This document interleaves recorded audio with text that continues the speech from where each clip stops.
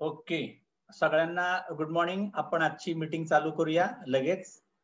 तर सगळ्यात महत्त्वाचं आजच्या टॉपिकचं आपलं नाव काय? DXN super foods best to add to your hormone balancing diet. म्हणजे सगळ्यात महत्त्वाचं सर्वांनी आता पहिली गोष्ट ही लक्षात घ्या की DXN ही कोणत्याही आजाराची औषधं नाहीत. हे काय आहे? सुपर फूड म्हणजे चांगल्या उत्तम दर्जाचं अन्न. ओके, आणि हे जर आपल्या दैनंदिन जीवनामध्ये आहारामध्ये तुम्ही दररोज जे चहा पिताय किंवा दररोज जे टॉनिक काहीतरी खात राहता, सप्लिमेंट खात राहता, भाजीपाला जेवण घेत राहतो, या जेवणासोबत जर आपण DXNचे प्रॉडक्ट खायला सुरुवात केलं तर सगळ्यात महत्त्वाचं काय होईल की जे आपण आजच्या धावपळीच्या युगात हार्मोन बॅलन्सिंगचे प्रॉब्लेम आपल्याला येत आहेत आणि त्याच्यासाठी वर्षानुवर्षे दवाखाना पण चालतोय आणि शिवाय परत त्याचे होणारे साईड इफेक्ट हे जर टाळायचं असेल तर DXN आपल्या सर्वांच्या आयुष्यामध्ये एक खूप मोठ्या प्रकारची क्रांती करू शकतं. तर त्याच्याकरता आजची PPT तुम्ही खूप लक्षपूर्वक ऐका आणि ज्या ठिकाणी तुम्हाला कधी पण नोट्स काढायला वाटेल, लिहा वाटेल ते लिहा. कारण DXN फक्त प्रॉडक्ट खाण्यापुरतं न मर्यादित ठेवता जर तुम्ही त्या लोकांच्या अडचणीचं सोल्युशन म्हणून गेला, नेमकं त्यांना सांगण्यात आलं तर दोन कामं होतील. एक, त्यांचा पण दवाखाना जे फिरस्ती ती वाचेल आणि त्यांना प्रॉपर नॉलेज जर गेलं तर तुमचं इव्हन प्रॉडक्ट सेलिंग पण व्हायला लागेल. म्हणजे 2 in 1 बेनिफिट आहे तो. त्याच्यामुळं आता आपण हे सगळं चालू करूया. तर आता सगळ्यात महत्वाचं एक लक्षात घ्या की हार्मोन्स म्हणजे काय. तर सगळ्यात महत्वाचं हार्मोन्स हे वेगळं काहीच नसतं, केमिकल मेसेंजर असतो. ओके, म्हणजे आपल्या बॉडीत जे काय घडतंय हे घडताना त्याचा कंट्रोल जातो आपल्याकडं, एक केमिकल मेसेज असतो आणि तो मेसेज तुमच्या मेंदूपर्यंत पोहोचतो आणि तिथून बॉडीचा कंट्रोल सगळा ऑपरेट केला जातो. तर हार्मोन्स म्हणजे केमिकल मेसेज आहे. आणि कोण तयार करतं हा मेसेज? तर एंडोक्राइन ग्लॅन्ड. म्हणजे आपण कसं म्हणे चेकपोस्ट असतात की नाही, समजा आता बघा आपण कोरोनामध्ये मास्क न घालता फिरतो रोडवरनी, मग सिग्नल वरती पकडतात, तुम्हाला पोलीस पकडतात. नंतर मग अजून तुम्हाला काहीतरी ऐकलं नाही तर तुम्हाला मग डॉक्टर ते तुम्हाला काम लावतील, काहीतरी तुम्हाला दंड करतील, तुम्हाला फाईन करतील, तुम्हाला पोलीस पकडतील. म्हणजे हे चेकपोस्ट असतात. असे चेकपोस्ट गव्हर्नमेंटचे असतात. म्हणजे कुठून ऑपरेट केलं जातं? तर पहिल्यांदा पोलीस असेल, मग महानगरपालिका असेल, कलेक्टरचं ऑफिस असेल, हे गव्हर्नमेंटचे चेकपोस्ट आहेत. हार्मोन्स म्हणूया आपण त्याला. हे चेक आणि तिथून ते मेसेज कुठून हलणार आहे? दिल्लीत हलणार आहे. तसं आपल्या बॉडीमध्ये सुद्धा केमिकल मेसेज जातो. हे सगळा चालतो एंडोक्राइन ग्लॅन्ड्स मधून. आणि प्रत्येक चेकपोस्ट एक वेगळं काम आहे. प्रत्येक हार्मोनचं स्वतःच एक वेगळं काम आहे. आणि हेच जर एकमेकांचं सगळं नातं जुळून आलं आणि सगळं जर हेल्दी असेल तर सगळ्यात महत्वाचं आपली नर्वस सिस्टम म्हणजे चेतासंस्था, मज्जारज्जू, ओके, तुमच्या बॉडीतला प्रत्येक पेशी ना पेशी आणि तुमच्या बॉडीतला प्रत्येक अवयव ना अवयव इतकं सुंदर काम करायला लागेल की तो माणूस तुम्हाला वेगळा दिसायला लागेल, ऑप्टिमम परफॉर्मन्स त्याचा निघायला लागेल. आणि सगळ्यात महत्वाचं तुमच्या मेंदूतनं ज्या ग्रंथी कम्युनिकेट करतात तुमच्या बॉडी सोबत, हे जर कम्युनिकेशन जर खूप चांगलं असेल तर तुमचा मूड खूप छान राहतो. त्याच्यानंतर तुम्हाला तणाव विरहित जीवन जगू शकता. तुमचे रिस्पॉन्स चांगले येतात, रिॲक्शन चांगले येतात. सगळ्यात महत्वाचं तुमचा उत्साह वाढायला लागतो, तुमचं चयापचय चांगलं व्हायला लागतं, तुमचं शरीर वजनदार आणि हेल्दी दिसायला लागेल. त्याच्यानंतर तुमचा एनर्जी चांगली राहते आणि सगळ्यात महत्वाचं तुमचं वजन आणि तुमचा सेक्स ड्राईव्ह हा चांगल्यात चांगला राहतो. म्हणजे आता एंडोक्राइन सिस्टम ही आपल्या बॉडीतली खूप महत्वाची आहे. आता हे नेमकं कुठं कुठं कार्यरत असतं? तर त्याचं पहिलं सेंटर आहे आपल्या मेंदूमध्ये, हिपोथॅलॅमस ग्लॅन्ड. आणि ही जी आहे ना, आपण कसं म्हणतो गव्हर्नर ऑफ, कोण आहे आपल्याकडचा गव्हर्नमेंट? तर आहेत ना कोश्यारी, राज्यपाल आहे की ना महाराष्ट्राचे. जसं गव्हर्नर ऑफ एंडोक्राइन सिस्टम हिपोथॅलॅमस ग्लॅन्ड असते. आणि सगळ्यात महत्वाची मेंदूमध्ये स्थित आहे, मेंदूमध्ये आहे. आणि तिच्याच बाजूला असते पिट्युटरी ग्लॅन्ड, इनबिल्ट, दोघी एकमेकांना कनेक्टेड आहेत. आणि ती ग्लॅन्ड आहे ना, ती मास्टर ग्लॅन्ड आहे. मास्टर म्हणजे मेन. आणि तो सगळा आपण कसा कधी अँप्लिफायर असतो बघा, की मास्टर असतो, मास्टर आवाज वाढवायचा, आवाज कमी करायचा, तो मास्टर हल्ला की बास ट्रिबल सगळं सेट हलायला लागतो. तसं हे मास्टर ग्लॅन्ड आहे. आणि हे मग अख्ख्या बॉडीतल्या 5 ग्लॅन्ड सगळ्या कंट्रोल करायला लागते. त्याच्यानंतर तुमच्या घशामध्ये काय असतं? पॅराथायरॉइड ग्लॅन्ड. आणि हिचं काम काय असतं, हे सगळ्यात महत्वाचं हे काम करतं controls calcium in the blood. रक्तातलं कॅल्शियम कंट्रोल करायचं काम केलं जातं. आता पॅराथायरॉइडची ग्लँड जर काम करण्याशी झाली किंवा कमजोर राहिली तर मग काय व्हायला लागतं की तुमच्या पिट्युटरी ग्लँडला, तुमच्या हिपोथॅलॅमस ग्लँडला रक्त चांगलं मिळणं किंवा ऑक्सिजन चांगला मिळणं ह्याची जर कमतरता तयार झाली मग तर महिलांना कुठले आजार होऊ शकतात, थायरॉइड, हायपर आणि हायपो. हायपो म्हणजे काय झालं, लो थायरॉइड आपण म्हणू शकतो. हायपर म्हणजे वाढत जाणारा अँझायटी, डिप्रेशन, चिडचिड, राग आणि मग त्याच्या बरेच प्रॉब्लेम आहेत, आपण ते खाली सगळे बघणार आहेत. तर ही थायरॉइडची ग्लँड खूप महत्वाची असते. हे कशा करता, तर रेग्युलेशन ऑफ मेटाबॉलिझम, चयापचय क्रिया चांगली ठेवण्याकरता पॅराथायरॉइड आणि थायरॉइडची ग्लँड. तिथं बाजूला पण असतात एक लाळ ग्रंथी, आपण म्हणतो ना स्वरयंत्र, लाळ ग्रंथी. याच्यानंतर ॲड्रेनलची ग्लँड. ॲड्रेनलची ग्लँड असते आपल्या किडनीमध्ये. ही काय करते, फाईट ऑर फ्लाईट रिस्पॉन्स, म्हणजे एखादी गोष्ट पकडून ठेवायची का सोडून द्यायची, ही कोण ठरवतं माहितीये का, ग्लँड. म्हणजे राग धरून ठेवायचा, हे जाऊ दे आपण बघू काहीतरी, हे आपल्याला असाच माणूस करतो, ते सोडून देता आलं पाहिजे. पण ही जर ग्लँड कमजोर असेल, समजा रागच पकडून ठेवला, खुन्नच पकडून ठेवली, तर तुम्हाला माहितीये मग त्याचं काय होऊ शकतं, रामायण महाभारत. तर सगळ्यात महत्वाचं की एखादी गोष्ट पकडायची का सोडून द्यायची, रिस्पॉन्ड करायचं का रिॲक्ट करायचं, हे ठरवते ॲड्रेनलची ग्लँड. त्याच्याकरता तुमचे हार्मोन चांगले असणं महत्वाचं आहे. त्याच्यासोबत किडनीच्या बरोबर पुढच्या बाजूला, एक आपल्या पोटाच्या बाजूला एक काय असतं, स्वादुपिंड. आणि हे काय करतं, सगळ्यात महत्वाचं ह्याचं काम काय माहितीये का, तुमच्या रक्तातली साखर कंट्रोल करण्याकरता इन्सुलिनचा स्त्राव बरोबर जनरेट करत राहणं. याच्या खाली असतात ओरीज ग्रंथी.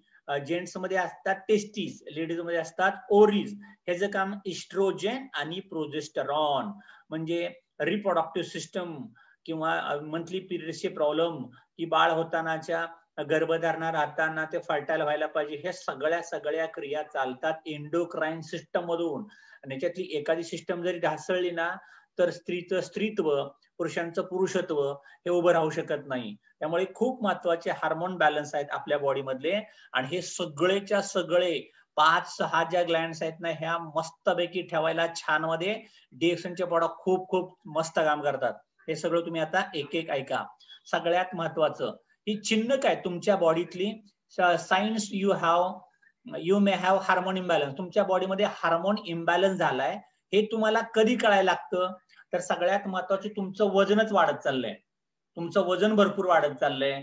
त्याच्यानंतर काय होते, आपल्याला क्रेविंग्स, म्हणजे सारखं एखादी गोष्ट खाऊ वाटणं किंवा एखाद्या गोष्टीची लालसा तयार होणं. नाही मला हे पाहिजे म्हणजे पाहिजेच, मला काय माहित नाही, जर तुम्ही मला घंटन आणला नाही तर तुमचं माझं काय खरं नाही, मी चालली माहेराला. ओके, हा सगळा प्रकार कसला आहे, hormone imbalance. Hot flushes, sweating. Hot flushes म्हणजे कसं होतं की आपण काय म्हणूया की त्याला राग भयंकर यायला लागतो, त्याला तिखट असं, की मग असं आपण म्हणतो ना ह्याचा पारा आज भरपूर चढलाय, म्हणजे राग खूप आलाय, चेहरा लालबुंद व्हायला लागणं, एकदम असं घाबरणं जास्त, एकदम रागीट जास्त होणं, घाम जास्त सुटायला लागणं, ह्या ज्या क्रिया आहेत ना, ह्या हार्मोन इम्बॅलन्सच्या क्रिया आहेत. किंवा पचत नाही, जेवण जात नाही, ढेकर येत राहतात, गॅस निघत राहतात बॉडीमधनं, हे हा एक प्रॉब्लेम. किंवा झोपेच्या तक्रारी, झोप नीट होत नाही, झोप मोड सारखी होते, झोपच येत नाही, झोपच लागत नाही. किंवा दिवसा झोपायला नको तर हा दिवसा झोपतो, रात्री जागा राहतो, त्याचं काहीतरी शेड्यूल बिघडलंय. किंवा लॉस ऑफ मसल मास, हे खाते भरपूर पण त्याच्या अंगीच लागत नाहीये, ओके, कमजोर आहे, थकवा आहे, किंवा त्याची बॉडीच बिल्ड होत नाही, डेव्हलपच होत नाही. किंवा पोटाचा ओटीपोटीचा भाग असा थोडासा असा तुम्हाला गॅस पकडल्यासारखा गच्च गच्च वाटायला लागतो, थुलथुलीत वाटायला लागतो. त्याच्यानंतर फटीग म्हणजे अंग दुखत राहतं, अँझायटी आणि डिप्रेशन. ओके, मग ह्या 7 महत्वाच्या गोष्टी असतात, your body will do when your hormones are imbalance. आणि या 7 गोष्टी खतरनाक आहेत आपल्या सगळ्यांच्या बॉडीसाठी. वजन वाढणं नको, क्रेविंग्स म्हणजे एखाद्या गोष्टीची लालसा जागृत व्हायला लागणं, सारखी भूक भूक करायला लागणं, पाहिजे म्हणजे पाहिजे, नाही म्हणजे नाही, एखादा माणूस डोक्यात बसला की बसला, डेंजर काम आहे. हॉट फ्लशेस, राग अनावर होताना, अँझायटी, डिप्रेशन, खूप घामायला लागणं, पचत नाही, झोपेच्या तक्रारी, वजन उतरतच चाललंय, पोट फुगत जाते, फटिगनेस, तर हे जे असेल तर तिथं हा प्रॉब्लेम आपल्याला येऊ शकतो. मग याच्यानंतर आता हे का होतं, अशा बॉडीमध्ये घटना का घडायला लागल्या? पहिल्या काळात तर आपण बघितलं असं काय प्रॉब्लेम नव्हता, पण ह्याचं सगळ्यात महत्वाचं कारण आहे, हे काय कारण आहेत आपल्या बॉडीत हार्मोन इम्बॅलन्स व्हायची? तर सगळ्यात महत्वाचं, आत्ताची जी आपली पिढी आहे, आपली पिढी कशी आहे माहितीये का? We live in a toxic world, म्हणजे प्रचंड प्रमाणात विषारी घटक प्रत्येक ठिकाणी यूज केला जातो. अगदी तुम्ही अंगाला साबण लावताय, तुम्ही दात घासताय, तुम्ही डोक्याला तेल लावताय, तुम्ही काहीतरी वडापाव खाताय, तुम्ही काहीतरी शेतातलं धान्य घेतलं, तुम्ही गाईचं दूध पिलं, तुम्ही कोंबड्या खाल्ल्या, तुम्ही मासे खाल्ले, ओके, तुम्ही परफ्यूम वापरला, तुम्ही पावडर लावली, तुम्ही काही करा, सगळ्यात महत्वाचं, भरपूर म्हणजे त्याला काही लिमिट क्रॉस झालंय, एवढ्या जास्त प्रमाणात केमिकल आपल्या बॉडीत जातात. आणि सगळ्यात महत्वाचं तुम्हाला माहितीये का, फक्त 26 सेकंदामध्ये आपली बॉडी त्या केमिकलला एक्सपोजर करायला लागते. 26 सेकंदात कळतं की बाबा हे टॉक्सिक आहे, चाललंय. तुम्ही आता MIDC मधनं चाललाय, किंवा आपण कधी कधी इकडे सोलापूर रोडला जातो, सिडकोचे प्लांट असतात, केमिकल फॅक्टरी, लगेच एक खराब स्मेल निघायला लागतो तुम्हाला, तोच तुम्ही स्मेल घेताय. तुम्ही कारखान्याच्या बाजूने जा, मळीचा वास अख्ख्या 10 किलोमीटर मध्ये मळीचा वास फिरायला लागलाय, अख्खं केमिकल आपल्या बॉडीत चाललंय. किंवा आता आपण म्हणू की आपलं महिला मंडळ दररोज किचन मध्ये उभा आहे, सिलेंडरचा गॅसचा वास किती वेळा नाका तोंडात जातोय, तो गॅस घ्यायचं काम चालूच आहे, गरज नव्हती. किंवा गावाकडे आपण बघितलं की महिला चुली पुढे बसतात, तो धूर किती काळ आत चाललाय, नाका तोंडात चाललाय. म्हणजे सगळ्या किंवा हे तर झालंच, पण आपण वरतून उद्योग करतोय ते, म्हणजे आपण काय लोक तंबाखू खातायत, काय लोक दारू पितायत, किंवा त्याच्यानंतर काय लेडीज महिला मंडळ मिसऱ्या लावत बसतायत. हे सगळं केमिकल आपल्या बॉडीत अहोरात्र चाललंय. आणि किंवा आता आपली तरुण पिढी, छोटी पिढी चायनीज खाते, shawarma, chemical, cocktail, Coca Cola, हे सगळं सगळं केमिकल आहे. तुमच्या लक्षात आलं का? तुम्ही काय अगदी लिपस्टिक जरी लावलं, किंवा नेल पेंट जरी लावलं, टाल्कम पावडर जरी लावली, तर हे सगळं केमिकल आपल्या बॉडीमध्ये चाललंय. आणि आत्ताच्या पिढीमध्ये हे खूप प्रमाणात चाललंय. आणि त्याच्यामुळे काय व्हायला लागतं, आत्ताचे जे महिला मंडळ आहे, किंवा आत्ताच्या तुम्ही लेडीज जर बघितल्या, तर त्यांच्या कार्टिसोलची लेवल खूप हाय वाढायला लागते, त्यांचा ताणतणाव वाढायला लागतो. त्यामुळं लाईफस्टाईल, आत्ताच्या महिलांची लाईफस्टाईल कशी झाली माहितीये का, त्यांचा ताणतणाव खूप वाढलाय. म्हणजे जुन्या काळातल्या महिलांचं तसं आपण म्हणूया सोपं होतं, चला मुलगी 10-15 वयाची झाली, शिक्षणाची काही कंडिशन नाही, लग्न लावलं, ओके, 2-4 काय 4-5-7-8 मुलं होतील, ती सांभाळ करत बसायला लागेल, तिच्याकडनं काय अपेक्षा नाही, काय नाही, तिने घर बघावं. पण आता तसं नाही ना. आता तुम्हाला मुलगी दिसायला छान पाहिजे, त्यानंतर ती भरपूर शिकायला पाहिजे, तिने घरचं सगळं ऐकायला पाहिजे, तिने पाहुणेरावळे पण बघितले पाहिजे, तिने पैसे पण कमवले पाहिजे, आणि तिने कामात मदत पण केली पाहिजे. सगळं पाहिजे पाहिजे पाहिजे पाहिजे, पण तिला काय पाहिजे, हात असलं काय मागायचं नाही. पण तिची जी घुसमट व्हायला लागते, त्या घुसमटीमधून, ताणतणावामधून त्यांचा ताणतणाव प्रचंड वाढलाय. आणि ताणतणाव जर त्यांचा प्रचंड वाढला, तर त्यांच्या बॉडीचे इन्क्रीजेस कॉर्टिसॉल हार्मोन हे वाढायला लागतं. आणि हे जर वाढलं तर प्रोजेस्टेरॉन, म्हणजे आपण म्हणूया की ते जे एन्झाईम लागतं एंडोक्राईन ग्रंथीमधनं जे सुटतं, ओके, ते जर पुरेसं आलं नाही, किंवा कमी जास्त जर व्हायला लागलं, तर त्यांना होतात मासिक पाळीचे प्रॉब्लेम, इरेग्युलर पिरियड्स येत नाहीत, मागे पुढे होत राहतात, पोट दुखत राहतं, कंबर दुखत राहते, मूड स्विंग्स, ओके, मग ताणतणाव वाढत जातो, झोपच लागत नाही, झोपेच्या तक्रारी, झोप होत नाही, फटीग, अंग दुखत राहतं, अँझायटी, चिडचिड, डिप्रेशन. आणि इव्हन हे तर काहीच नाही, कित्येक बघतो की आपण वेट वाढतच चाललंय, खात काहीच नाही पण वजन तर वाढत चाललंय. हे सगळं का झालं? Hormonal imbalance. लग्नाच्या अगोदर ती तशी पोरगी नव्हती, आताच तशी का झाली, काय काय ताणतणाव झाला. आणि मग बॉडी जे झेलत नाही, ते बॉडी हार्मोन इम्बॅलन्स प्रचंड वाढत गेले, आणि त्याचा दुष्परिणाम तिच्या अंगावरती दिसायला लागला, वय वाढली दिसायला लागलं, केस गळायला लागले, स्किन टॅन झाली, मुलंच होत नाही, ओके, पिरियडचा गडबड व्हायला सुरुवात झाली. आणि मग ती अशी नव्हती, अशी कशी काय झाली, काय झालं तिला? हे फरक होण्याचं सगळी कारण काय आहेत? हे होण्याची सगळी कारण ही आहेत की ह्या सगळ्या लाईफस्टाईलमुळं, खाण्यापिण्यामुळं, वातावरणामुळं, ताणतणावातून हे सगळं घडत गेलं. पण याच्याशिवाय जे तुमच्या हातात आहे, जे तुमच्या हातात आहे ते तरी तुम्ही नीट ठेवायचा प्रयत्न करा. मग असं म्हणा, are you eating organic pesticide free food? तुम्ही आता जे खाताय सगळं घरामध्ये अन्न, हे त्याच्यामध्ये पेस्टिसाइड्स केमिकलचं तुम्ही चांगलं घ्या ना, म्हणजे शेतात पिकलेलं, त्याच्यात कमीत कमी केमिकल वापरलेलं असं अन्न आपण खाऊ शकतो की नाही? पण आता कसं झालंय की are you eating foods high in simple sugar, कमीत कमी साखर असलेलं, साखर विरहित असं खाऊ शकतो. पण आपण खातो जेनेटिकली मॉडिफाईड फूड्स, म्हणजे चायनीज, वडापाव, मिसळपाव किंवा तुम्ही चिकन, ओके, बॉयलर चिकन, हे सगळं घातक आहे. आणि सगळ्यात महत्वाचं, तुम्ही किती झोपायला पाहिजे, त्याच्यानंतर तुम्हाला किती व्यायाम करायला पाहिजे, ही कितीचं कुठं मापच नाही. म्हणजे कोण झोपते तर झोपतच राहतोय, कोण व्यायामाचं तर त्याची गाठच पडत नाही, व्यायामच अजिबात करत नाही. म्हणजे एक तर भरपूर करतायत किंवा एक तर अजिबात करत नाही. आणि या दोन गोष्टीमुळं तुमच्या बॉडीमध्ये होतो हार्मोनल इम्बॅलन्स, आणि हे तुम्हाला सगळं घातक आहे. आणि इव्हन सगळ्यात महत्वाचं की तुम्ही काही पण घ्यावं, आता तुम्ही भेंडी घेतली तरी भेंडी आता साधी गावरान भेंडी मिळत नाही, वेगळीच मिळायला लागते. तुम्ही आता भोपळा खाता, तुम्ही आता कलिंगड खाता, किंवा तुम्ही छोटे गावचे पेरू खायचा तुम्ही, किंवा मुळे खायचा, तर आता गाजर खायचा छोटी गावची, तर आता ती भरपूर झाली, मोठीच्या मोठी झाली. कलिंगड मोठ्याच्या मोठं निघायला लागलं. म्हणजे नुसती क्वांटिटी वाढली, पण वाढली कशामुळे ते आपण बघतच नाही. ओके, जे मासे आणतात त्याच्यावरती केमिकल टाकले, मासे मारलेत, आणि ते तुमच्याकडे ताजे काहीच मिळणार नाहीये. मटणाचा प्रकार तोच आहे, पोल्ट्रीच्या कोंबड्यांचा प्रकार तोच आहे. कोंबडी इंजेक्शन देऊन देऊन तिला 4-4.5 किलोची करून टाकतात, त्याला किती हार्मोनचे इंजेक्शन मारलेत, आणि ते तुमच्या बॉडीवरती त्रास द्यायला लागतात. आणि हे सगळं आपल्या बॉडीमध्ये चाललंय तुमच्या कळत नकळत. आणि हे जात राहिलं तर त्याला कंट्रोल तुमचा आमचा कोणाचाच नाहीये. किंवा त्याला एक पर्याय असतो की ठीक आहे, माझ्या बॉडीचा फिजिकल फिटनेस, स्टॅमिना ठेवून मी मेहनत घेईन, पण हे सगळं चांगलं व्हायला लागेल.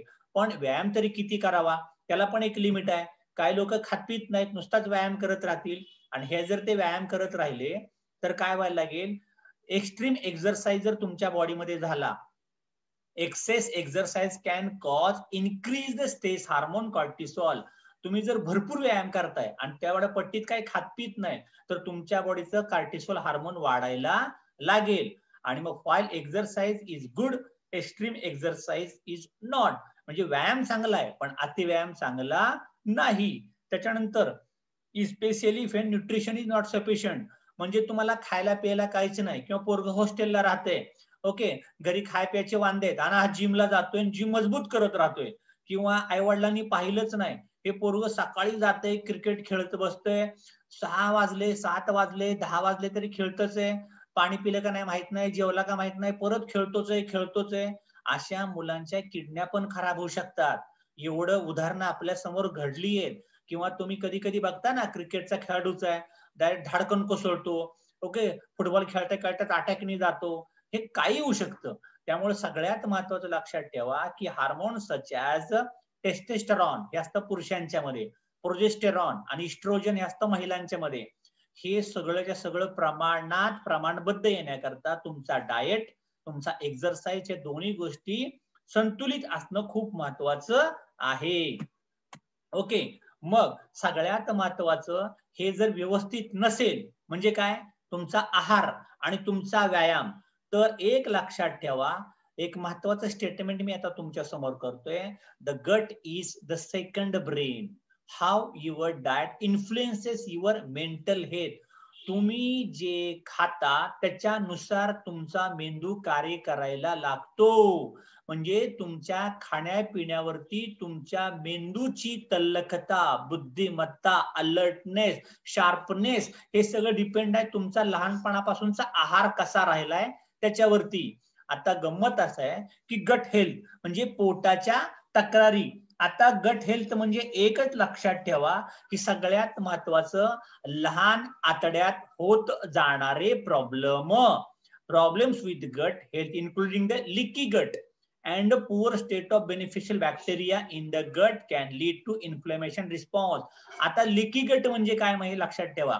लिकी गट म्हणजे काय की तुम्ही जे काय अन्न पोटात जाते जेवल्या हे जेवल्यानंतर जेवलेलं अन्न तिथून लहान आतड्यात जाताना त्याच्यावरती काय काय केलं जातं, त्याच्यावरती तुमच्या लिव्हर मधनं येतो बाईल ज्यूस, पित्ताशयातला ज्यूस, स्वादुपिंडातनं पॅनक्रियाटिक ज्यूस आणि लहान आतड्यातला एक डायजेशन ज्यूस. हे तिन्ही ज्यूस प्रमाणात जर निघाले नाही, ओके, तर तुमच्या बॉडीवरती पहिला प्रॉब्लेम येतो क्रोनिक डायरिया, तुम्हाला जुलाब लागू शकतात, बद्धकोष्ठता, ढेकर येत राहतात, पोटातनं गॅस सुटत राहतो, किंवा तुम्ही जेवलं आणि तुमच्या जेवणात बरोबर नाही, तुमचा आहार चांगला नाही दररोज, तर तुमचं अंग दुखल्यासारखं वाटायला लागेल, तुमचं डोकं दुखत राहायला लागेल, हेडॅक व्हायला लागतो, डोकं दुखत राहतं, कन्फ्युजन, काय करू मला कळतच नाही, मला सुधरतच नाही, सगळं काय ओके चाललंय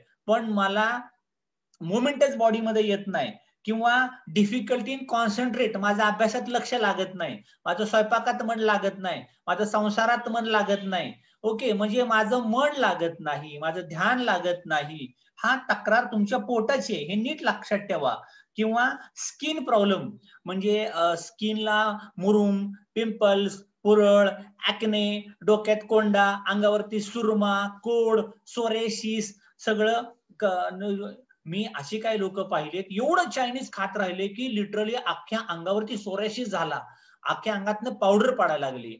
हे सगळं कशामुळे झालं, त्याचा आजाराचं नाव काय असतं माहितीये का, लिकी गट. लिकी गट, लहान आतड्यातला होत जाणारा प्रॉब्लेम, किंवा अंगावरती रॅशेस येत राहतात. म्हणजे तुमचं जेवण खूप महत्वाचं आहे बरं का, जेवण पचलं पण पाहिजे, नुसतं भरायचं नाही काहीतरी पोतं भरल्यासारखं, जेवण खूप महत्वाचं आहे. इक्झिमा, इसोब, खरूज, नायटा, रॅशेस किंवा संधिवात. संधिवात सुद्धा तुमच्या चुकीच्या खाण्यापिण्यातून झालेला तुमचा आजार आहे. Inflammation causing systematic effect including hormone imbalance, मग गुडघेदुखी, पाठदुखी, कंबरदुखी, गायनिक पिरियड, अंगाला सूज येत राहणं, ओके, किंवा हातपाय असे अचानक थंड पडायला लागतात, नमनेस यायला लागतो. आणि याचा परिणाम असा होतो की तुमच्या बॉडीत ज्या घटना डिपेंड आहेत, म्हणजे मी जर पेट्रोल भरलं तरच गाडी चालेल ना, पेट्रोल नाही मला गाडी तर चालवायची, का उपयोग, चालणार नाही. मग त्याच्यात जे बॉडीमध्ये असेल तुमच्या ते त्यातल्या मसल, त्यातलं कॅल्शियम, त्यातलं प्रोटीन वापरलं जाईल, पण त्याच्यातून पुरेसा बॉडीचा परफॉर्मन्स निघणारच नाही. आणि मग using product that promote gut health can help your गट हॅपी. त्यामुळे तुमचं पोट हॅपी असेल तर कसं नाचायला लागतं, जेवायला वाढलं की कसं मस्त वाटतं की नाही. त्यामुळे तुमच्या पोटातला रस्ता तुमच्या मनातून जातो, म्हणून लोक खायला प्यायला घालतात, त्याला खायला घातलं की गावातल्या गप्पा मारायला लागतो तो. त्यामुळे सगळे आमदार खासदार इलेक्शनला काय करतात, पहिली कामं बघा, चला आज पार्टी आहे, चला जेवायला महिनाभर, हा जेवतो ना अख्खी गावाची मतं तुम्हालाच, हा असा करतो, तो तसा करतो, तो त्या पक्षाचा आहे, हा या पक्षाचा आहे. त्यामुळं पोट ताब्यात ठेवा आणि काही खात पीत राहू नका. आणि सगळ्यात महत्वाचा तुमचा आहार चांगला पाहिजे, तर तुमचा आहार बिघडला तर तुम्हाला बॉडीतले प्रचंड प्रॉब्लेम यायला लागतील. आणि ते प्रॉब्लेम कुठपर्यंत जाऊ शकतात, तर सगळ्यात महत्वाचं जाऊ शकतात. स्क्रीन चेंज होतीये माझ्याकडं, मला दिसते, शेअरिंग नाही झालं का, नाही झालंय, सगळं झालं, कोणाला दिसत नाही का, कोणाला दिसत नाही. ए मी स्क्रीन चेंज करते, ती दिसत नाही का तुम्हाला, नाही दिसत, नाही दिसत सर, स्क्रीन चेंज होत नाही सर. बरं मी स्टॉप शेअर करून परत शेअर करतो. Okay okay sir, okay.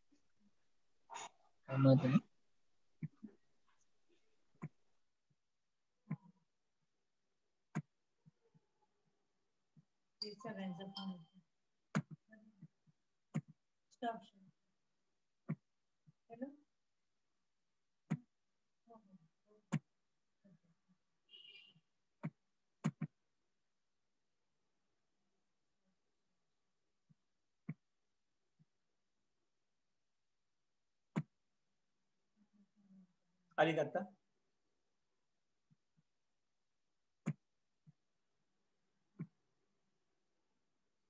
ए आता दिसतीये का, हो सर, थँक्यू सर दिसते आता.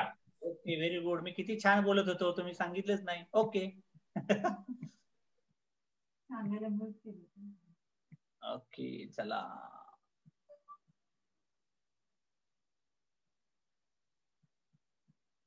बर, आता जर आपल्या पोटातल्या तक्रारी अशा वाढत राहिल्या आणि आपलं लहान आतडीने जर चांगलं काम केलंच नाही आणि खाल्लेलं अन्न पचलंच नाही, तर मी तुम्हाला काय सांगत होतो, तुमच्या बॉडीत मोठे मोठे आजार येऊ शकतात आणि त्यातल्या आजार पहिला मोठा असतो हार्मोन रिप्लेसमेंट थेरपी.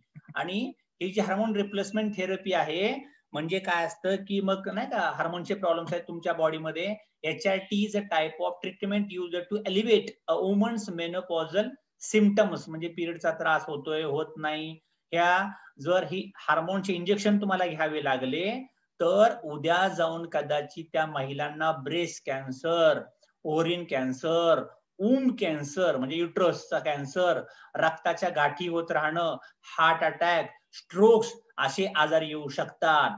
किंवा टेस्ट ट्यूब बेबी इम्प्लांट करावी लागते, स्किनला पॅचेस यायला लागतात, किंवा कित्येक महिला मासिक पाळीच्या गोळ्या खात राहतात. हे रिस्की आहे बरं का, हे मासिक पाळी लांबवणे, हो न देणे, हे डेंजर काम आहे.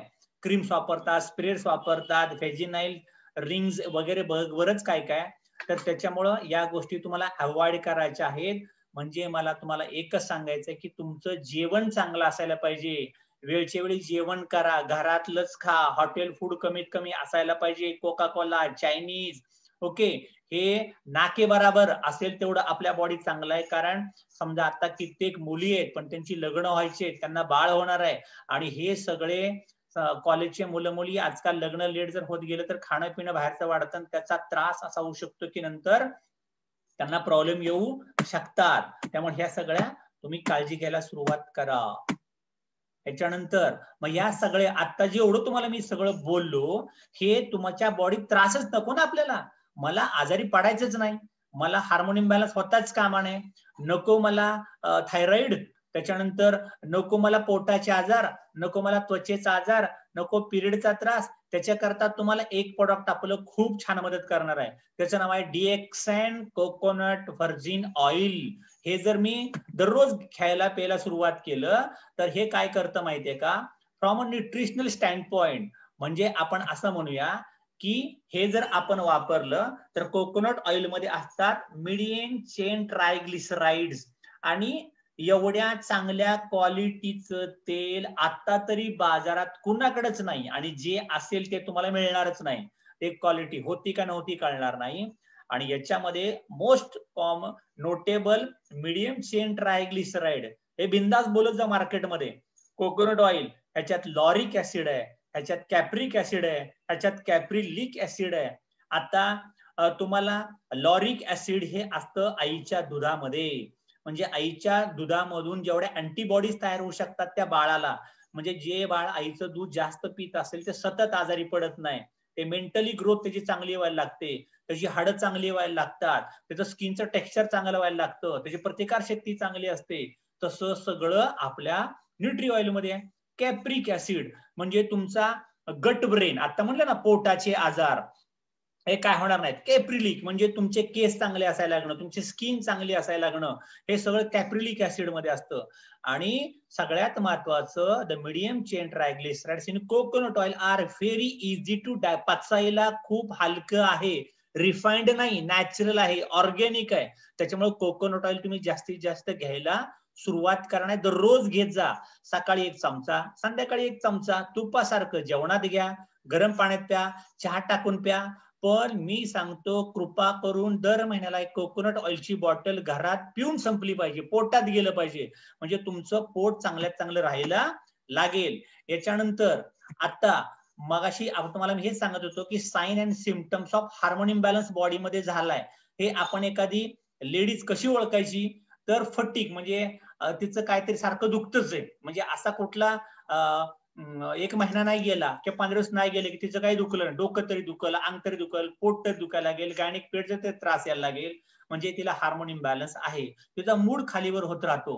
डिप्रेशन म्हणजे कायम बघेल तेव्हा काय आपण म्हणू उत्साह नाही, चिडचिड होते, किंवा रेस्टलेसनेस, अंग दुखल्यासारखं सगळं व्हायला लागतं. हे सगळे जे प्रॉब्लेम व्हायला लागतात, किंवा झोप नीट लागत नाही, झोप नीट लागत नाहीये, झोपच येत नाहीये, किंवा लो लिबिडो, व्हर्जिनल ड्रायनेस. आता हा लो लिबिडो काय माहितीये का, की थोडक्यामध्ये ड्राय व्हेजिना हा खूप मोठा महिलांचा प्रॉब्लेम आहे. त्याच्यामुळं की हे जर होत असेल तर मग पिरियड आला तरी पिरियड होणार नाही, किंवा काय म्हटलं तुम्हाला मी, इस्ट्रोजेन असं की नाही, तो स्त्राव निघायला पाहिजे, तो निघणार नाही. त्याच्यामुळं मग त्याच्यानंतर ओव्हरीज नीट काम करणार नाहीयेत आणि बाकीचे सगळे प्रॉब्लेम, रिप्रोडक्टिव्ह सिस्टम नीट काम करत नाही, किंवा GI ट्रॅकचे प्रॉब्लेम म्हणजे घशात जळजळ होत राहते, छातीत जळजळ होत राहते, ओके, किंवा तुम्हाला असे ढेकर येत राहतात, बद्धकोष्ठता, जुलाब लागतात, पोट बिघडतं मधनं, ओके, वजनच वाढत राहतं, स्किन ड्राय व्हायला लागते, त्याच्यानंतर तुमचे केस विरळ व्हायला लागतात, थिक म्हणजे जाड, थिन म्हणजे विरळ कमजोर, हेअर फॉल जास्त व्हायला लागतो, किंवा आपण असं म्हणू की महिलांना अशा थोड्या मिशी किंवा दाढी दिसायला लागेल, याचा अर्थ हार्मोन इम्बॅलन्स झालाय, किंवा आवाज असा पुरुषी आवाज निघायला लागतो, ऍक्ने,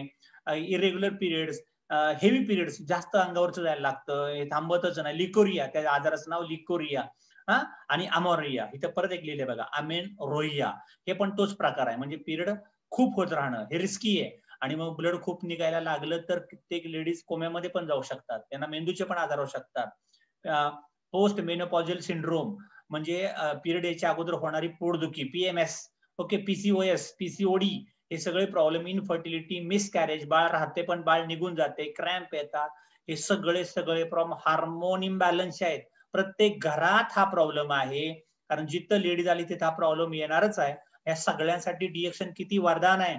आपण नशीब समजूया की आपल्या घरात डिएक्शन आलंय, ज्यांना नाही त्यांच्यापर्यंत तुम्ही सांगायला जा, ओके, कारण या सगळ्याची ट्रीटमेंट घ्यायला ते जेव्हा डॉक्टरकडे जातात, डॉक्टर परत एक केमिकल देतोय, म्हणजे मला केमिकल बॉडीत तर नकोय, केमिकलमुळे मला तर त्रास झालाय, पण काय व्हायला लागेल, अजून एक केमिकल त्याच्यावरती, त्यामुळे एक बरं होईल, दुसरं काय ते मला त्रास व्हायला लागेल. त्याच्याकरता डिएक्शनचे natural product, nutri coconut oil तुम्ही खायला प्यायला भरपूर सुरुवात करा, तुम्हाला त्याचा भरपूर फायदा व्हायला लागेल. ओके, मग आता ह्याच्यानंतर how to balance hormones. Naturally आपण हार्मोन बॅलन्स कसे काय करू शकतो, तर सगळ्यात सोपा मंत्र मी सांगतो, तुमच्या दररोजच्या घरात वापरणारी पांढरी साखर बदला, नको, इलिमिनेट म्हणजे काढून टाका, घरात साखर आणायची नाही. आणि डेअरी प्रोडक्ट म्हणजे तुम्ही जे बेकरी आयटम घेऊन येता घरामध्ये, म्हणजे आपण बेकरीतनं काहीतरी आणलंय, तुम्ही पनीर घेऊन येताय किंवा अजून काहीतरी असे प्रोडक्ट कुठले पण आणता, ते डेअरीतले प्रोडक्ट बाहेरचे आणू नका. त्याच्यानंतर व्यायाम करत राहा, पाणी भरपूर पित राहा, आणि take natural supplement to support hormone balance. आता डिएक्शनच्या सप्लिमेंट सगळ्या नॅचरल आहेत, ओके, सिंथेटिक नाहीत, आर्टिफिशियल नाहीत. त्या नॅचरल सप्लिमेंट मधनं स्पिरुलिनाच्या तुमच्या बॉडीमध्ये मॅग्नेशियम जायला लागेल, कॅल्शियम जायला लागेल, व्हिटॅमिन D3 मिळायला लागेल, झिंक मिळतं, सेलेनियम, व्हिटॅमिन B12, ओमेगा 3 म्हणजे लॉरिक ऍसिड तुमच्या बॉडीमध्ये गेलं, आयोडीनच्या कमतरतेमुळे तुम्हाला थायरॉइड होतो, गॉयटर. काल मला कोणीतरी फोटो पाठवला होता बघा, एका लेडीजला गळ्याभोवती असं मस्त आवळ यायला लागतं, त्याला म्हणतात थायरॉइड, गॉयटर म्हणतात त्याला, गॉयटर. हे कशामुळे झालं, मिठाची कमतरता. पण मीठ कसलं पाहिजे जेवणामध्ये, सैंधव मीठ पाहिजे, खड्याचं मीठ पाहिजे. आपण खातो रिफाइंड सॉल्ट, ओके, पार त्याची भुकटी करून टाकली, रिफाइंड सॉल्ट, रिफाइंड गोडे तेल, हे नकोय आपल्याला, त्याच्यात काही राहिलंच नाही नॅचरल मिनरल्स. व्हिटॅमिन E ची कमतरता, हे सगळं स्पिरुलिनाच्या मधनं बॉडीत जायला लागेल. आणि stay clear of toxins in your makeup. Makeup म्हणजे तुम्ही जे लिपस्टिक वापरताय, टाल्कम पावडर वापरताय, त्याच्यानंतर फाउंडेशन वापरता, याच्यानंतर मी परवा तर एक ऐकलं होतं, एक असं ऐकलं, स्किन पिलिंग अँड पेंटिंग. स्किन पिलिंग आणि पेंटिंग म्हणजे अख्ख्या बॉडीला असं काहीतरी एक असं मिक्सर करून अंगाला चोळायचं, अंगावरचा मळ कसा काढतो आपण, त्याच्यात पण असं एक केमिकल असेल, आणि नंतर पेंटिंग, अख्खी फुल बॉडी पेंटिंग. आणि ह्या स्किन पिलिंग आणि पेंटिंगचा खर्च मी पाहिला होता, तर पुण्यामधला खर्च होता तो, तुमच्या माहिती करता, तो खर्च होता 2000 ते 6500 रुपये. हा पुण्यातला खर्च आहे बरं का, महिलांचं full body painting, peeling and painting, polishing, polishing म्हणू शकतो आपण त्याला, पिलिंग, पेंटिंग, पॉलिशिंग काय म्हणतात ते तुम्ही. आणि मुंबईतला हा खर्च होता, स्किन पॉलिशिंगचा खर्च होता 2000 ते 12,500 रुपये. मग आता कित्येक महिला असतील, IT सेक्टरमध्ये काम करतात, काम चांगलं आहे, किंवा आता मुलींची लग्न होतात, बघितलं ना तुम्ही, तर फुल बॉडी म्हणजे एकदम अशी आपण म्हणूया की कलरला काळी असणारी मुलगी गोरीपान कशी दिसायला लागते, किंवा आता तुम्ही हिंदी फिल्म इंडस्ट्रीच्या काही हिरोईन बघा, तुम्ही काजोलचा पिक्चर पाहिला का, बाजीगर मै बाजीगर, त्यातली काजोल बघा आणि आजची काजोल बघा, ते काय केलंय बॉडीवरती, कसं काय गोरा रंग यायला लागतो ऑटोमॅटिक. त्याला म्हणतात skin peeling, skin painting, skin polishing. हे जे तुम्ही करता हे तुमच्या बॉडीला उद्या जाऊन घातक होऊ शकतं. त्यामुळे तुम्ही असं बघा की कित्येक हिरोईन असतात ना, फिल्म इंडस्ट्रीतल्या बायका, त्यांना जास्त कॅन्सर व्हायला लागतात, breast cancer, skin cancer, okay, anxiety, depression, चिडचिड, सुईसाईड. हे का होतात? कारण त्यांच्या खाण्यापिण्यामध्ये पण गडबड आहे, झोपण्यामध्ये गडबड आहे, डाएटमध्ये गडबड आहे, त्यांचं शेड्यूल बरोबर नसतं. या सगळ्या गोष्टींचा त्यांना तोटा होतो. पण किमान आपले तरी नॅचरल प्रोडक्ट वापरा. डीएक्सएनचे सगळे प्रोडक्ट नॅचरल आहेत, कॉस्मेटिक रेंज मधले. हे जर तुम्ही वापरले तर त्याचा तुमच्या बॉडीला भरपूर फायदा होऊ शकतो. म्हणजे आपल्या ताब्यात जे आहे ते आपण वापरा. कंट्रोल हार्मोन इम्बॅलन्स कशाने कंट्रोल करू शकता? One best way is to control your food choice. तुम्ही जेवण कुठलं सिलेक्ट करता, जेवणची निवड करायची तुमच्या हातात आहे की नाही. Including these food in your diet. Eat healthy fats. म्हणजे तुमचं जेवण जर व्यवस्थित असेल तर तुम्हाला म्हणजे चांगल्या क्वालिटीचं अन्न, मी हॉटेलचं टाळलं, okay, junk food, fast food, शिळं जेवण. बायकांनो, तुम्ही शिळं जेवण खूप खात जाऊ नका, मोजक माफक करा. ओके, जास्त शिळं अन्न राहतंय तेच खाताय 2-4 दिवस तर ते रिस्की आहे तुमच्या बॉडीला. त्यात विटॅमिन्स मिनरल्स बॉडीला मिळणार नाही. आणि त्याच्यामुळे सगळ्यात महत्वाचं की इट हेल्दी फॅट. तुमचं गोडे तेल सुद्धा चांगलं असायला पाहिजे. जेवणात तेल किती टाकताय ते बघा. सगळ्यात महत्वाचं मी तर कमीत कमी तेल वापरा आणि त्याच्यात न्यूट्रीव्हर्जिन कोकोनट ऑइल जर तुम्हाला यूज करता आलं, वापरता आलं तर अजून चांगलं आहे. असं म्हणतात की स्वातंत्र्यपूर्व काळामध्ये आपला जेवणाचा स्वयंपाक सुद्धा सगळा कोकोनट ऑइल मध्ये व्हायचा. पण नंतर नंतर काय झालं, कुठनं काय झालं, कुठनं डालडा आणला, कुठनं पाम तेल आलं आणि मग काय काय त्याच्यात हे सगळं झालं आणि मग आता सगळं बदलत चाललंय. पण हे न्यूट्रीव्हर्जिन कोकोनट ऑइल आपल्या जेवणामध्ये असणं खूप महत्वाचं आहे. म्हणून मी तुम्हाला काय सांगतोय की सगळ्यात महत्वाचं गुड फॉर ओव्हरऑल हेल्थ. तुमची तब्येत जर कायमस्वरूपी चांगली राहावी असं तुम्हाला वाटत असेल तर सगळ्यात महत्वाचं तुम्हाला काय करायचंय, तुम्हाला adding good quality nutrient rich coconut oil to your diet. तुमच्या जेवणामध्ये कोकोनट ऑइल दररोज आलंच पाहिजे. 2-2 चमचे, 3-3 चमचे खा, प्या, लावा. चपातीला तुम्ही चपात्या तव्यात भाजताना किंवा तुम्ही पुऱ्या कधी कधी करताना करा ना एकदा कोकोनट ऑइल मध्ये, कसं वाटते बघा ना. तुम्ही वापरा सगळं ते. आपल्याकडे एक सर आहेत, नितीन कदम सर, ते तर मस्तपैकी कोकोनट ऑइल घेतात, वाटीमध्ये कोकोजी टाकतात आणि कोकोनट ऑइल आणि कोकोजीचं चॉकलेट भन्नाट लागतं पोरांना. त्यामुळे 2 कामं झाली. कोकोनट ऑइल तुम्हाला पिऊ तर वाटत नाही, पण कोकोजी आणि कोकोनट ऑइल जर मिक्स केलं तर झाली चॉकलेट तयार. म्हणजे कोकोनट ऑइल पण पोटात गेलं, लिकी गटचा प्रॉब्लेम गेला, पोटाची तक्रार तुम्हाला येणार नाहीये आणि कोकोजी पण गेलं, पोरं पण खुश राहतील. त्याच्यामुळे आपली तब्येत चांगल्यात चांगली राहायला लागेल. याच्यानंतर मग सगळ्यात महत्वाचं, किती प्यायला सांगितले कोकोनट ऑइल? किमान दररोज 2 चमचे. 2 चमचे. कोणी ज्याला कुठला त्रास नाही त्या लोकांनी, पण ज्याला त्रास आहे, वजन वाढलंय, चिडचिड आहे, थायरॉइड आहे, पोट साफ होत नाही किंवा हार्मोन इम्बॅलन्सचा प्रॉब्लेम आहे, लेडीजला पिरियडचा त्रास व्हायला लागतो किंवा स्किनला ॲक्ने, रॅशेस आहे, चट्टे उठलेत अंगाला, केस जास्त गळतात आहे, त्वचा कोरडी वाटते, त्यांनी किमान 4 चमचे पोटात घ्या. पोटात, वरतून नाही सांगितलं तुम्हाला मी, पोटातून. वरतून तर लावा काय लावायचं ते, पण सगळ्यात महत्वाचं तुमची बॉडी इनर ब्युटी महत्वाची आहे आउटर ब्युटी पेक्षा. आउटर ब्युटी डिपेंड तुमच्या इनर ब्युटी वरती आहे. त्याच्यामुळे सगळ्यात महत्वाचं, आतून जर तुम्ही हेल्दी असाल तर वरतून तुम्ही हेल्दी ऑटोमॅटिक दिसायला लागाल. मग सगळ्यात महत्वाचं आता तुम्हाला मी काय सांगतोय, the best type of coconut oil हे तुमच्या बॉडीतलं कुठल्याही हार्मोन इम्बॅलन्सची तक्रार मिटवू शकतं.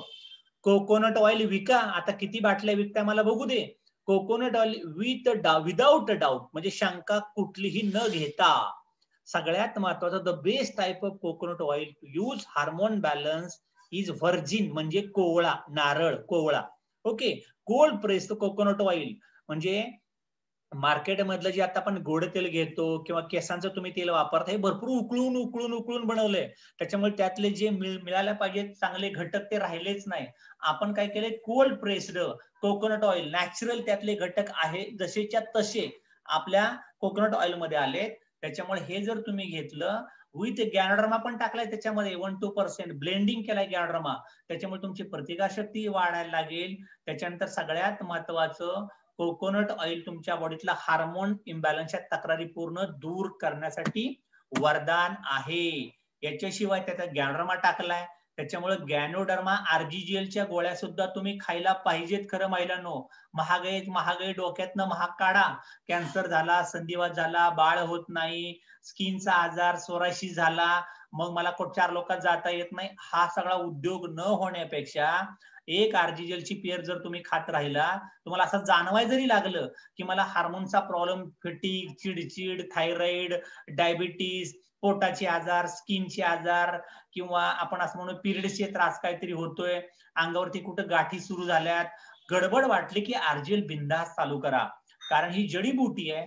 त्याच्यामुळे काय करतं, हे तुमच्या बॉडीचा ताणतणाव कमी करतं, तुमच्या बॉडीतली कार्टिसॉल हार्मोन लेवल्सला बॅलन्स करायचं काम करतं, थायरॉइड आटोक्यात आणतं, तुमचा डायबिटीस आटोक्यात आणि पूर्ण कंट्रोलमध्ये आणतं, आणि तुमच्या ज्या सेक्सच्या तक्रारी आहेत, disruption of our sex hormones, त्याला बॅलन्स करण्याकरता आरजीजीएल एक नंबर काम करतं. हे नीट लक्षात ठेवा. त्यामुळे आरजीजीएल खाणं खूप जरुरीचं आहे. 1 पेर सकाळी, 1 पेर संध्याकाळी, किमान 2 पेर हेल्दी लोकांनी. आणि ज्या लोकांना आरजीजीएल अफोर्ड होत नाही, मग तुम्ही कॉफी प्या, 3-in-1 कॉफी प्या, 2-in-1 कॉफी प्या. याच्यामध्ये आरजीजीएलचं प्रमाण 18% आहे. डिएक्सनच्या चहामध्ये फक्त 2% आहे, पण आरजीजीएल मध्ये 100% आहे. त्याच्यामुळे तुम्ही आरजीजीएल घेणं कधी भरपूर चांगलं आहे.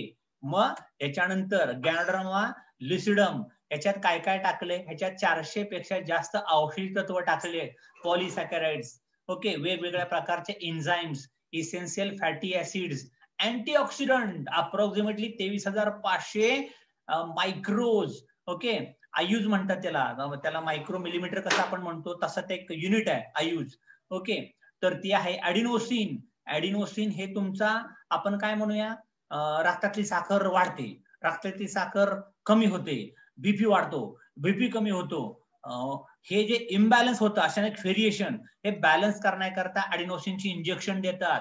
ज्यांना अचानक अटॅक यायला लागतो, ओके, अटॅक तर कंट्रोल करायचा आहे, कारण हार्ट असं उडायला लागलंय, आपण म्हणतो की नाही, त्याचं बॅलन्स करण्याकरता ऍडिनोसिनचे एक इंजेक्शन असतं 42,000 रुपयाला. तुमच्या माहिती करता मी तुम्हाला सांगतो. किंवा कॅन्सर पेशंटला सगळ्यात लास्ट ट्रीटमेंट, आता भरपूर केमो झाल्या, भरपूर रेडिएशन झाल्या, मग तुम्ही जर कधी गेला टाटा मेमोरियल हॉस्पिटलला, तर त्याला शेवटचा इलाज, आता जाता जाता राम नाम सत्य याच्या अगोदर हे घ्या. आणि हे काय असतं, ऍडिनोसिन. ते आपल्या आरजीएल मध्ये आहे दादांनो. Organic germanium 6,000 part per million oxygen आहे त्याच्यामध्ये.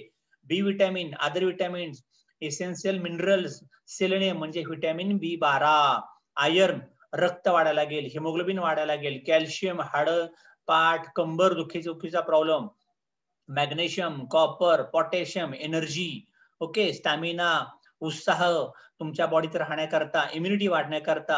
आणि याच्यापेक्षा जास्त सगळ्यात 110 अमायनो ऍसिड्स, म्हणजे जे तुम्ही अन्न खाता ते खाल्लेलं अन्न बॉडीच्या भाषेत त्याला वळण लागायला, पचायला, कचरा काढायचा का वाळवायचं, आत घ्यायचं का नाही घ्यायचं, हे कोण करतं, अमायनो ऍसिड्स. हे तर जेवणात मिळतच नाही तुमच्या, तुम्ही फक्त खाल्लंय मॅक्रो. मायक्रो कुठं खाल्लंय, मायक्रो कुठं मिळणार आहे तुम्हाला, स्पिरुलिना किंवा आरजीजीएल मध्ये. त्याच्यामुळे हे खाणं तुम्हाला भरपूर महत्वाचं आहे. DXN handful of wellness every day, every day, every day, दररोज खाण्यात असायला पाहिजे, म्हणजे आपण कायमस्वरूपी हेल्दी राहू. मग द अमेझिंग म्हणजे आश्चर्यकारक काय म्हणूया आपण, पॉलिसॅकराइड्स काय करतं बॉडीमध्ये, तर पॉलिसॅकराइड्स काय काम करायला लागतं, तर सगळ्यात महत्वाचं पॉलिसॅकराइड्सचं काम तुमचा strengthen cell membrane, boost antioxidant, म्हणजे तुम्हाला बाहेरचं इन्फेक्शन कुठलं होणार नाही. बॉडीत जे टॉक्सिन जातं ते बॉडीतलं टॉक्सिन बाहेर काढण्यासाठी काम करायला लागतं. अजून काय करतं, important in the prevention of degenerative diseases, म्हणजे तुमच्या बॉडीमध्ये जे गडबड व्हायला लागतात. त्याच्यानंतर रेग्युलेट्स हेल्थ, मॉडरेट कोलेस्ट्रॉल लेवल, म्हणजे तुमचं जर कोलेस्ट्रॉल जास्त होत असेल तर रक्त घट्ट व्हायला लागतं, हार्ट ब्लॉकेज येऊ शकतो, अटॅक येऊ शकतात, तसं काय व्हायला नको. ब्लड सर्क्युलेशन चांगलं असायला पाहिजे. आणि रक्तातली साखर कंट्रोल करायचं काम करतं पॉलिसॅकराइड्स. त्याच्यामुळं तुम्हाला आरजीजीएल खाणं खूप महत्वाचं आहे. त्याच्यानंतर हार्मोन इम्बॅलन्स करता सप्लिमेंट खाणं का महत्वाचं आहे? Supplements helps you control hormone imbalance. Supplement कुठल्या? डीएक्सनच्या सप्लिमेंट तुम्हाला घ्यायच्या आहेत. हे काय करते? Inflammation is the root cause, म्हणजे तुमच्या अंगाला सूज येत राहते किंवा तुमचं आपण काय म्हणूया की पोटात आगाग जास्त मारते. हा जो त्रास व्हायला लागतो इन्फ्लेमेशनचा, त्याच्याकरता इन्फ्लेमेशन जर बॉडीत यायला नको असेल तुम्हाला, तर तुम्हाला आर्जिजेल खाणं महत्वाचं आहे, स्पिरुलिना खाणं महत्वाचं आहे. Food which have anti inflammatory properties, high nutrients, म्हणजे पौष्टिक तत्व त्या अन्नात जास्त असायला पाहिजे. तुम्ही जर असं काहीतरी अन्न खाताय आणि त्याच्यामध्ये पौष्टिक तत्वच काय नाहीये, तर नुसतं तुमचं पोट भरलं जाईल. पण नुसतं जर पोट भरलं तर तुमच्या बॉडीत हार्मोन इम्बॅलन्स जर झाला तर मग तुम्हाला सांगितलेले मागाचे सगळे आजार बॉडीत परत चालू व्हायला लागतील. त्यामुळं एक लक्षात परत सांगतोय, तुम्ही आता जे खाता, शेतातनं खाताय, गावची ज्वारी बाजरी आणताय, भाजीपाला खाताय, फळं घेताय, दूध घेताय, अंडी चिकन, सगळ्यात केमिकल टाकलंय. मग नॅचरल सुपर फूड कुठलं आहे? डीएक्सएन हे सुपर फूड आहे, सुपर अन्न आहे. त्यामुळं माझ्या बॉडीत जो काही बिघाड गेला असेल, टॉक्सिसिटी गेली असेल, हिला बॅलन्स करण्याकरता तुम्हाला खायचंय आर्जिजेल, तुम्हाला खायचंय स्पिरुलिना. तुमच्या बॉडीमध्ये हार्मोन बॅलन्स अजिबात होणार नाही. याच्याकरता हे सगळं तुम्हाला रेग्युलर वापरा. मग हे सगळ्यात बेस्ट फूड कुठलं आहे आपलं हार्मोन बॅलन्स करण्यासाठी? Spirulina. Spirulina is a power house of nutrition, म्हणजे प्रचंड बल्क प्रमाणात तुम्हाला स्पिरुलिना जर तुम्ही खाल्ला तर तुमच्या बॉडीमध्ये प्रचंड पौष्टिक तत्व जायला लागतील. त्याच्यामुळे तुमच्या बॉडीमध्ये पोटॅशियम बनायला, कॅल्शियम व्हायला लागेल, झिंक मिळायला लागेल, iodine, magnesium, iron, essential fatty acids, म्हणजे तुमच्या बॉडीला हे जर 4-5 घटक मी आता सांगतोय ते जर मिळाले ना तर तुम्ही मरेपर्यंत आजारी पडणार नाही. कुठले कुठले घटक सांगितले? Nutrition, proper nutrition, potassium, energy, calcium, हाडांचा त्रास कधीच येणार नाही, झिंक, व्हिटॅमिन B11, म्हणजे आपण काय म्हणूया नर्वस सिस्टमचे प्रॉब्लेम, चालताना तोल जातो, फर्टिगो, इम्बॅलन्स किंवा मेंदूचे आजार, डिमेन्शिया, लक्षात राहत नाही, अल्झायमर, ओके, त्याच्यानंतर मिठाची कमतरता, थायरॉइडचा आजार, मॅग्नेशियम, आयर्न म्हणजे अंगाची ब्लड ॲनिमिया, रक्ताची कमतरता, आणि इसेन्शियल फॅटी ऍसिड म्हणजे संधिवात, जॉईंट पेन, असले आजार कधी येणारच नाही. त्याच्याकरता तुम्ही काय खायचे? स्पिरुलिना, स्पिरुलिनाच्या सिरल, स्पिरुलिनाच्या कॅप्सूल, स्पिरुलिनाची बिस्किट, कुकीज, हे सगळं तुम्ही खाऊ शकता. त्याच्यामुळं तुम्हाला यातनं भरपूर घटक मिळायला लागतील आणि त्याच्यामुळं जो लेडीजला आजार होतो PCO, ओके, ऍक्ने किंवा तुमच्या हार्मोन इम्बॅलन्सच्या कंडिशन ज्या फुलफिल होत नाहीत त्या सगळ्या फुलफिल होण्याकरता तुम्हाला स्पिरुलिना सिरियल सुद्धा खूप चांगले खायला, नाश्ता केल्यासारखं, स्वयंपाकाला वेळ नाही, बनवायला वेळ नाही, गरम पाणी घ्यायचं, वाटीमध्ये सिरियल टाकायचं आणि खायला सुरुवात करायची. त्याच्यामुळे फायदा काय झाला की तुमच्या बॉडीमध्ये सगळं जे बॉडीला पाहिजे होतं हे सगळं न्यूट्रिशन बॉडीच्या आतमध्ये गेलं. Vitamin D is an important factor in oestrogen biosynthesis is of both female and male gonads. Gonads म्हणजे हे पुरुषांच्या आणि स्त्रियांच्या आतमधल्या असलेल्या हार्मोनलच्या ग्रंथी, टेस्टीज मेल मध्ये, फिमेल मध्ये ओव्हरीज. व्हिटॅमिन D म्हणजे ऊन महत्वाचं आहे, सूर्यप्रकाश तुम्हाला खूप महत्वाचा आहे. आम्ही उन्हातच जात नाही, उन्हात कामच करत नाही. हे व्हिटॅमिन D तुम्हाला थोड्याफार प्रमाणात स्पिरुलिना खाल्ल्यानंतर मिळू शकतं. त्याच्यामुळे तुमच्या ज्या मेल फिमेल गोनाडच्या ओव्हरीजचा प्रॉब्लेम आहे किंवा टेस्टीजचा प्रॉब्लेम आहे तर हे प्रॉब्लेम सॉल्व्ह होण्याकरता स्पिरुलिना तुमच्या बॉडीत असणं खूप महत्वाचं आहे. हे सगळं तुम्ही स्पिरुलिना खायला सुरुवात करा. त्याच्यानंतर द क्वीन ऑफ हर्ब्स, जडीबुट्टीची राणी स्पिरुलिना. ह्याच्यात काय आहे माहितीये का? गॅमा लिरोनिक ऍसिड GLA, हे मी तुम्हाला सांगितलं, लॉरिक ऍसिड जे आईच्या दुधात असतं, ओमेगा 3, ओमेगा 6 आपण म्हणतोय की नाही, त्याच्या वेगवेगळ्या तुम्हाला गोळ्या मिळतात. ओके, ह्यासाठी मासे भरपूर खायला पाहिजे. आता कुठनं आम्ही तर गळ्यात माळ घातली, कशाला मासे खात नाही, मिळत नाही तुम्हाला, आईच्या दुधात भरपूर मिळायला लागतं. मग हे GLA तुम्हाला स्पिरुलिना मध्ये मिळायला लागेल. आणि सगळ्यात महत्वाचं हे खूप फायदेशीर होतं महिलांना.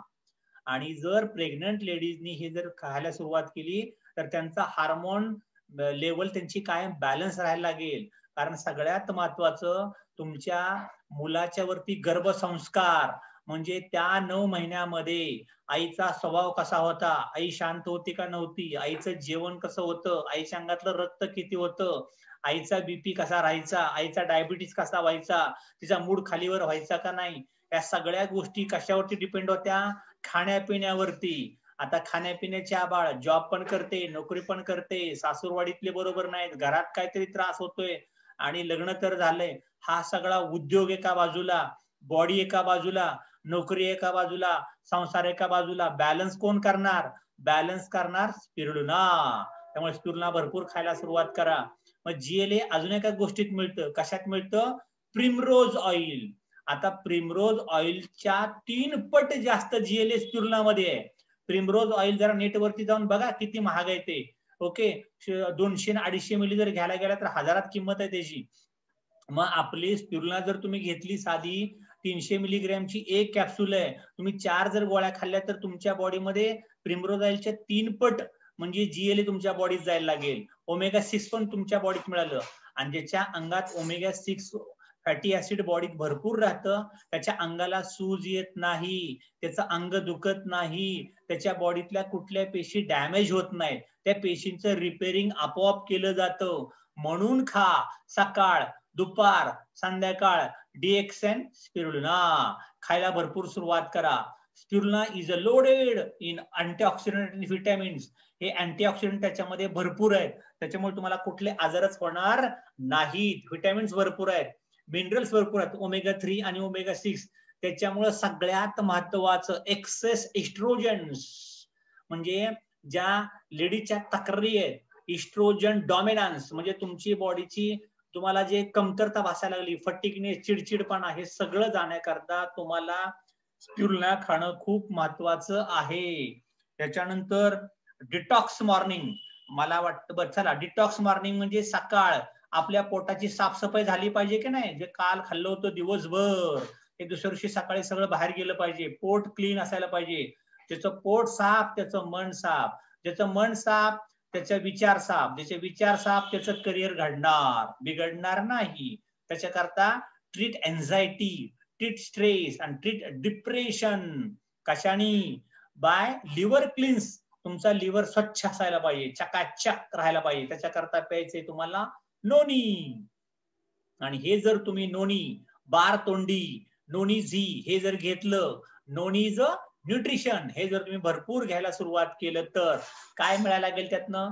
Vitamin C, vitamin B, vitamin B6, vitamin B2, vitamin B9, minerals, त्याच्यानंतर कॅल्शियम, पोटॅशियम, मॅग्नेशियम, आयर्न हे सगळं मुबलक प्रमाणात मिळायला लागेल. त्याच्यामुळं तुमच्या झोपेच्या तक्रारी, ताणतणाव, मूड स्विंग हे सगळं बॅलन्स करण्याकरता नोनी भरपूर खायला प्यायला सुरुवात करा.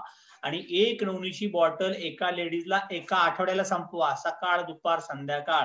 अर्धा कप गरम पाणी आणि पाव कप, अर्धा कप नोनी मस्तपैकी घ्यायचं, मिसळायचं आणि हळूहळू पित राहायचं. जेवायच्या अगोदर तासभर रेग्युलर करा.